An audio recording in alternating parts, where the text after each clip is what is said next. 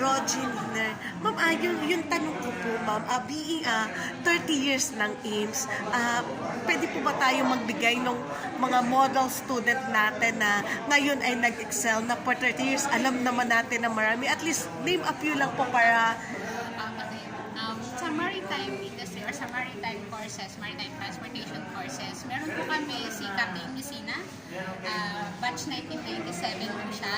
We also have Captain Cinco, isa siya mga captain na kilala na rin sa industry. We also have Captain Sichego, yan, mga batch 1997 po yun. So sila po yung mga some of the few na masasabi natin kilala na. In fact, ang iba sa kanila nag-work na rin po sa government dahil dito sila sa Marina. Meron din po sa mga